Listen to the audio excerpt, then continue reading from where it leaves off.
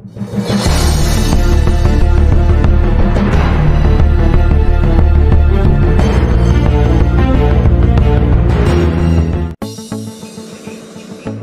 Sobat YouTube, bertemu lagi dengan saya, di channel My Life.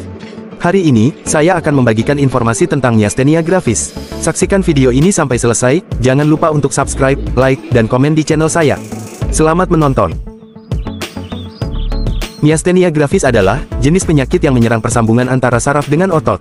Penyakit ini cukup jarang terjadi. Studi mencatat bahwa 7-20 orang dari 100.000 orang dewasa mengalaminya.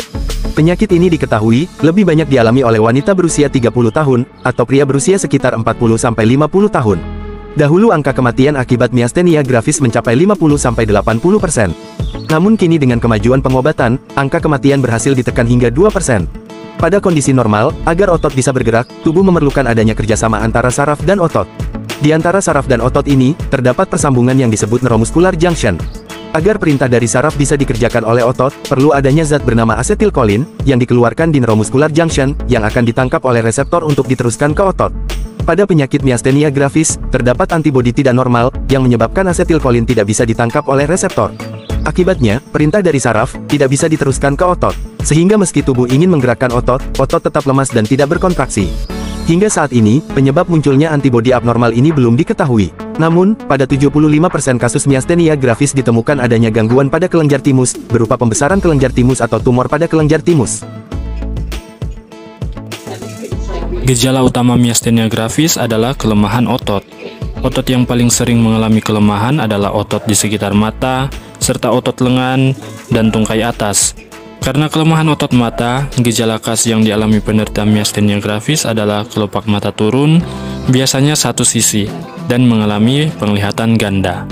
Selain itu, lengan dan tungkai penderita umumnya terasa berat dan sulit digerakkan. Keluhan-keluhan ini biasanya terjadi bila penderitanya mengalami kelelahan, dan setelah beristirahat yang cukup, keluhannya akan membaik. Gejala yang lebih berat juga dapat terjadi, biasanya berupa sulit menelan, berbicara tidak jelas atau pelo, susah mengunyah makanan, dan susah untuk tersenyum atau menunjukkan ekspresi lainnya. Komplikasi berbahaya yang dapat terjadi pada penderita Myasthenia Gravis adalah krisis myasthenia. Sebagian besar penderita Myasthenia Gravis pernah mengalami komplikasi ini dalam 2 tahun pertama setelah mulai sakit. Gejala bisa berupa nafas berat atau tidak lega, tidak bisa menarik nafas dalam-dalam, sesak nafas, sulit berbicara, kesulitan untuk batuk, kesulitan untuk mengeluarkan dahak atau lendir di tenggorokan, sulit mengunyah dan menelan makanan.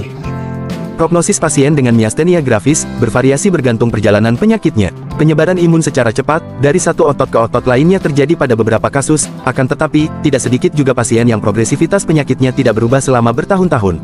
Remisi penyakit bisa sewaktu-waktu terjadi dalam tahun pertama, tetapi serangannya tidak selama awal terkena penyakit.